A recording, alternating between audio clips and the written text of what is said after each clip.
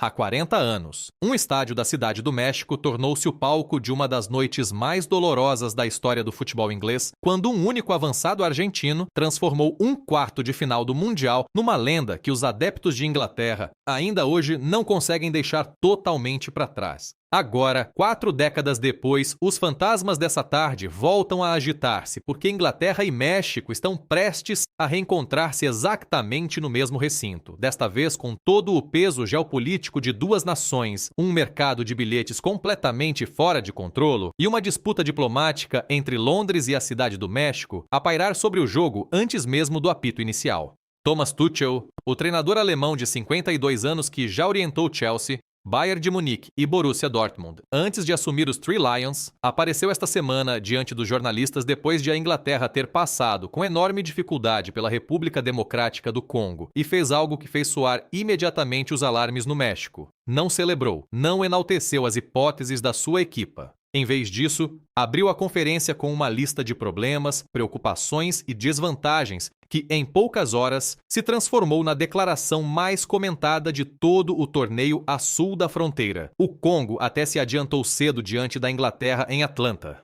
apanhando a equipa de Tuchel desprevenida e obrigando-a a uma exibição nervosa, irregular, muito longe do passeio que muitos esperavam. Foi preciso aparecer um herói de sempre para salvar a noite. Harry Kane marcou 2 vezes no último quarto do encontro, primeiro para empatar e depois para completar a reviravolta, ultrapassando assim uma marca goleadora que pertencera a Pelé. Chegou aos 13 golos em mundiais na carreira, 5 deles apenas neste torneio. Essa reviravolta tem também um peso histórico adicional, pois a Inglaterra não vencia um jogo a eliminar de um mundial depois de estar em desvantagem desde 1966, o mesmo ano em que levantou o seu único troféu mundial. Para uma equipa que este verão tem parecido instável em vários momentos, Kane continua a ser a única certeza em que Tuchel se pode apoiar. E o treinador deixou essa dependência explícita ao dizer, sem rodeios, que não existe cenário em que o seu capitão não seja titular. Essa vitória garantiu à Inglaterra um duelo de domingo à noite com o co-anfitrião México, no enorme estádio da capital, agora oficialmente rebaptizado Mexico City Stadium, para efeitos do torneio, embora toda a gente continue a conhecê-lo pelo seu nome histórico.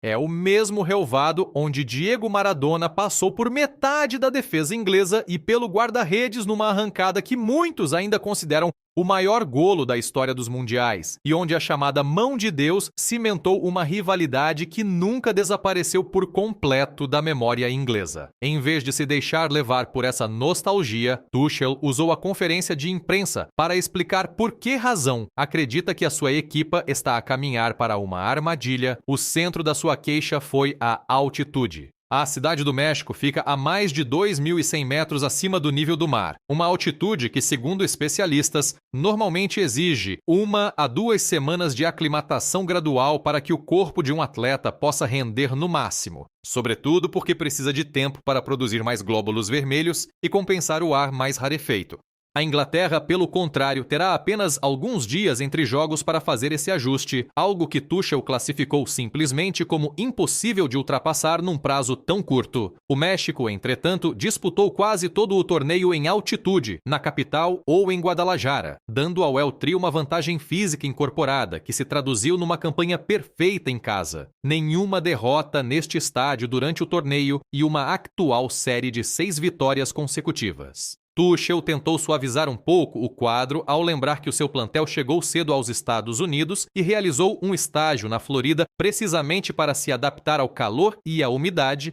defendendo que o clima em si não será o fator decisivo. A altitude, insistiu, é um problema separado e muito maior, algo que simplesmente não se treina em meia dúzia de dias. Também levantou preocupações com a logística da viagem, observando que os seus jogadores terão de voar para a capital enquanto a seleção mexicana vive praticamente ali há semanas, e admitiu estar preocupado com a possibilidade de a sua equipa não descansar devidamente antes do pontapé de saída. Esse último comentário teve um impacto especial no México, porque todos os que acompanham o torneio perceberam exatamente aquilo a que ele estava a aludir. Poucos dias antes, a seleção do Equador passara precisamente pelo tipo de noite sem sono que Tuchel parecia antecipar. Um grupo de cerca de 1.000 adeptos mexicanos reuniu-se junto ao hotel onde a equipe equatoriana estava instalada, na zona de Santa Fé da capital, e manteve durante horas uma serenata ensurdecedora com tambores, buzinas, aparelhagens de carros em volume máximo, motas a acelerar e fogo de artifício. Tudo cronometrado para a noite, tipo a noite anterior a um jogo decisivo a eliminar. Os vídeos da cena espalharam-se rapidamente online e a Federação Equatoriana de Futebol respondeu com uma queixa formal junto dos organizadores do Mundial, afirmando que aquele comportamento contrastava de forma gritante com os princípios de fair play, equidade e unidade que uma Copa do Mundo deve representar. A federação pediu às autoridades que prestassem mais atenção daí em diante e que tomassem medidas para proteger a segurança e o descanso das equipas visitantes, acrescentando que a sua verdadeira resposta ao incidente surgiria dentro do campo. As autoridades locais instalaram barreiras metálicas e reforçaram a segurança à volta do hotel, mas a multidão permaneceu durante horas e a polícia nunca conseguiu limpar completamente a zona. Tuchel nunca mencionou o Equador pelo nome. Mas a ligação era impossível de ignorar para quem tivesse seguido as notícias daquela semana, e depressa se tornou o tema mais viral de toda a antevisão. A reação dividiu-se quase de imediato em dois campos. De um lado, houve quem visse os comentários de Tuchel como uma desculpa calculada de antemão, uma forma de amortecer o impacto caso a Inglaterra perdesse no domingo. Do outro, argumentava-se que ele estava simplesmente a ser honesto sobre uma desvantagem bem conhecida e muito real, uma vantagem que equipas mexicanas e sul-americanas exploram há gerações, muito antes de este torneio sequer começar. Apesar de todas as queixas, Tuchel terminou as declarações num tom mais desafiante, dizendo que a sua equipa espera encontrar mais obstáculos pela frente, mas tem a atitude necessária para os ultrapassar. Chegou até a admitir, quase a contragosto, que um jogo contra o México naquele estádio está entre as ocasiões mais belas e eletrizantes que o futebol pode oferecer.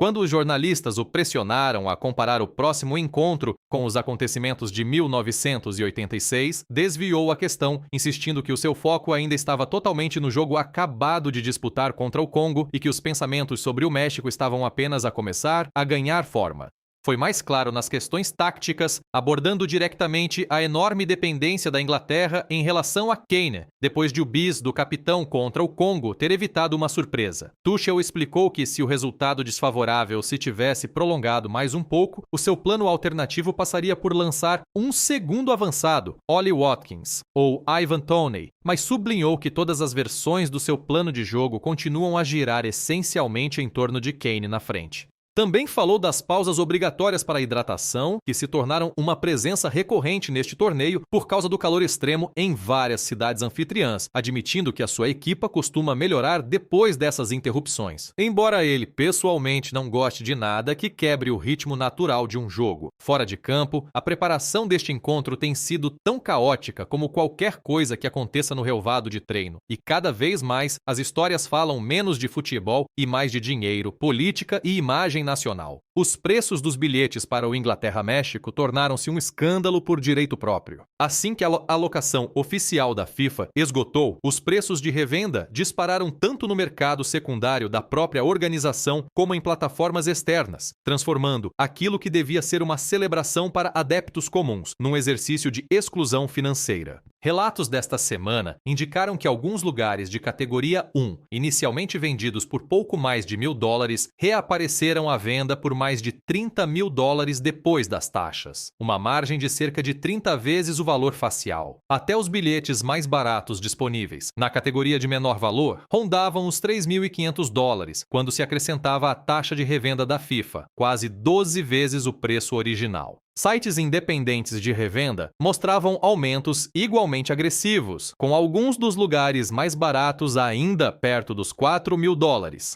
Isto não é uma falha isolada. Encaixa num padrão que definiu todo o torneio, construído em torno do já tristemente famoso modelo de preços dinâmicos da FIFA, que aumenta automaticamente o custo dos bilhetes à medida que a procura cresce, tratando lugares de mundial quase como tarifas aéreas. Somado ao formato alargado para 48 equipas, que estendeu a fase de grupos para uma sequência muito mais longa e desigual, esse sistema levou críticos por toda a América Latina e para além dela a acusar o presidente da FIFA, Gianni Infantino, e a liderança da organização de darem prioridade à extração de receitas em detrimento da experiência dos adeptos comuns, precisamente as pessoas que construíram a cultura futebolística destes países. Para muitos adeptos de longa data, a sensação de que o Mundial se afastou de um acontecimento cultural partilhado para se tornar um produto puramente comercial, controlado por revendedores, mercados de apostas e pacotes de hospitalidade, só se aprofundou à medida que o torneio avançou e a febre dos bilhetes para a Inglaterra-México tornou-se a ilustração mais clara dessa mudança. Por cima do futebol e da indignação com os bilhetes, surgiu ainda uma nova complicação diplomática que injetou verdadeira tensão política na preparação do jogo de domingo. Poucos dias antes do pontapé de saída, o Foreign, Commonwealth and Development Office do Reino Unido atualizou o seu aviso oficial de viagem para o México, citando expressamente riscos ligados à criminalidade e à violência, e assinalando um aumento de relatos de furtos de telemóveis e adulteração de bebidas associados ao torneio em curso. O aviso destacou 11 estados mexicanos, sobretudo no norte do país, como zonas que exigem extrema cautela fora das áreas turísticas, e apelou aos cidadãos britânicos que viajem para a capital para o jogo para se manterem atentos ao que os rodeia. A presidente mexicana, Claudia Sheinbaum, respondeu publicamente e com firmeza, insistindo que visitar o México é seguro e apontando para medidas adicionais de segurança preparadas especificamente antes do jogo de domingo. Reconheceu que o ambiente em partes da capital, sobretudo ao longo da avenida mais popular para grandes concentrações, se tornou invulgarmente intenso durante o torneio e disse que as autoridades federais estão a coordenar-se de perto com o governo local da Cidade do México para gerir multidões e evitar sobrelotação perigosa.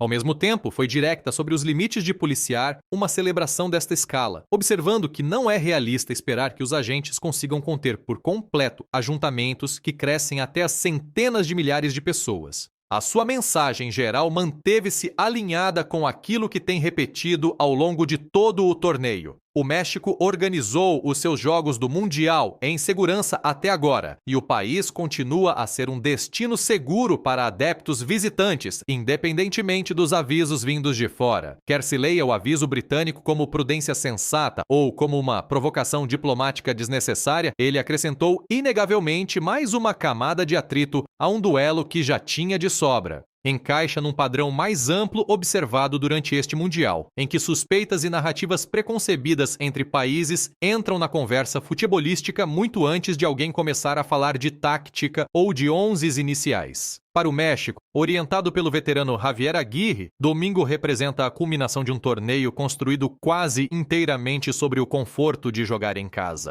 O El Tri disputou a esmagadora maioria dos seus jogos em altitude diante de multidões ruidosas, com o benefício físico adicional de enfrentar adversários que subiram do nível do mar com apenas alguns dias para se adaptarem. O caminho até os oitavos de final passou por uma vitória sólida e controlada sobre o Equador, construída com golos na primeira parte que resolveram cedo a eliminatória e permitiram ao México gerir o jogo a partir da vantagem. A equipa chega a este encontro invicta em todo o torneio e embalada por 6 vitórias consecutivas em solo próprio. Números que só aumentam a sensação de destino em torno desta campanha, para adeptos mexicanos desesperados por finalmente ultrapassar o muro dos oitavos, que assombra o programa há anos. Há também uma camada simbólica no jogo de domingo, da qual nenhuma das partes consegue escapar totalmente, quer queira falar dela, quer não. 1986 está no fundo de todas as conversas entre Inglaterra e México esta semana. Não porque algum dos treinadores queira que esteja lá, mas porque o próprio estádio se recusa a deixá-lo desaparecer. Cada referência à arrancada de Maradona, cada menção àquela mão infame, cada comparação que cronistas e comentadores fazem entre então e agora acrescenta mais uma camada de pressão a um duelo que já estava carregado de peso por mérito próprio.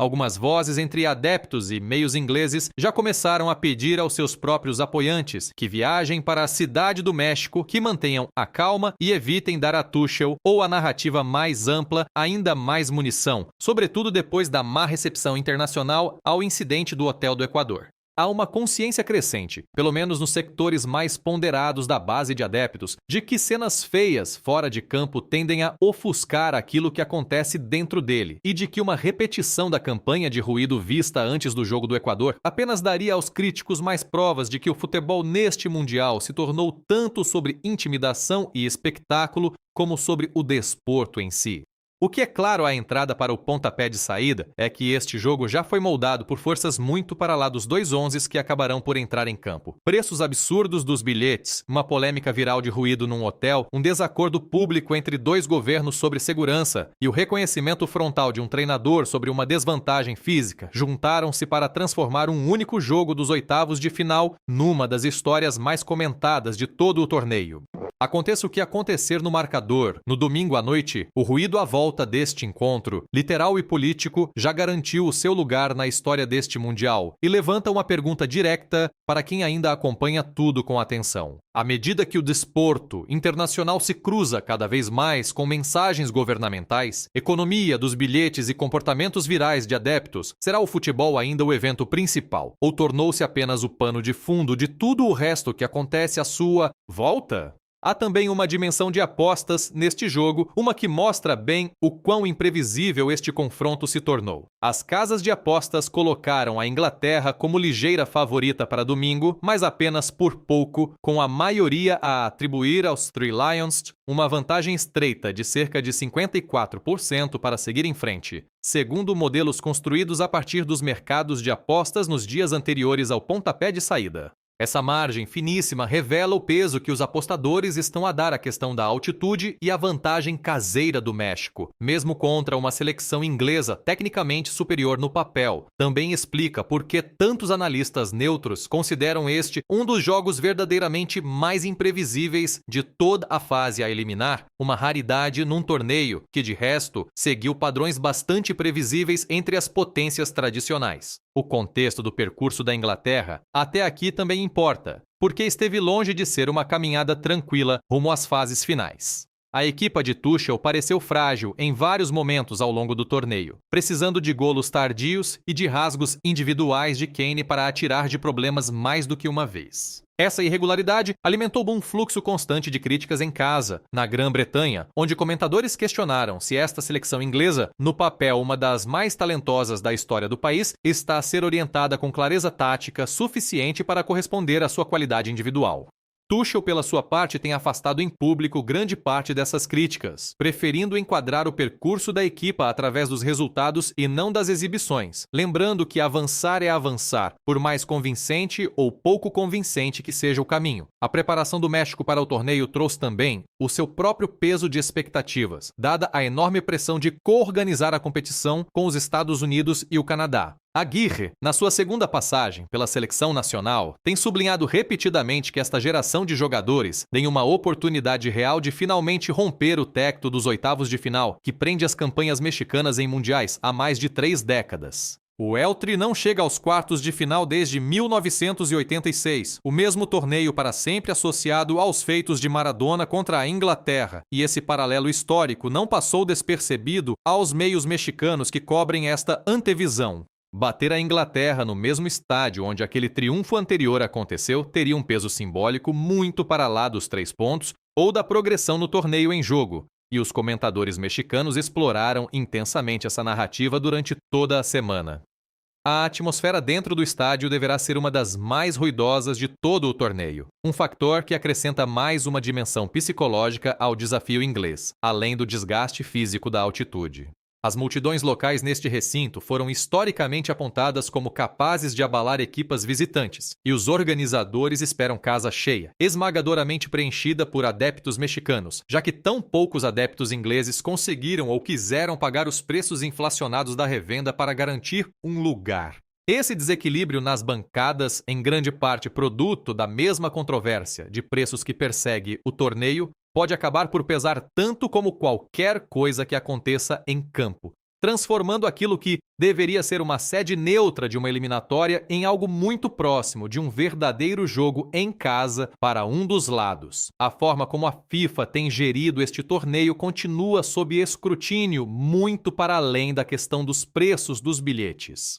Infantino tem enfrentado críticas crescentes, desde a fase de grupos até as eliminatórias, por causa do formato alargado para 48 equipas, que muitos analistas dizem ter diluído a qualidade geral dos primeiros jogos, ao mesmo tempo que elevou as receitas televisivas e de patrocínio da FIFA a níveis recorde. Relatórios ao longo do torneio apontaram para os lucros crescentes da federação, com pacotes de hospitalidade, contratos de transmissão e preços dinâmicos, como prova de que a organização tem dado cada vez mais prioridade à maximização comercial em detrimento do acesso dos adeptos comuns. Uma tensão que se acentuou à medida que jogos de cartaz como este Inglaterra-México empurraram os preços de revenda para níveis anteriormente impensáveis. Essa crítica encontrou uma ressonância particular na América Latina, onde o futebol ocupa há muito um lugar central na identidade nacional, e onde a ideia de que o jogo está a ser colocado fora do alcance dos adeptos trabalhadores tem uma carga emocional própria. O debate sobre segurança desencadeado pelo aviso de viagem britânico também ultrapassou este jogo, tornando-se parte de uma conversa mais ampla sobre como os países anfitriões gerem o equilíbrio entre celebração e controlo durante um torneio desta dimensão.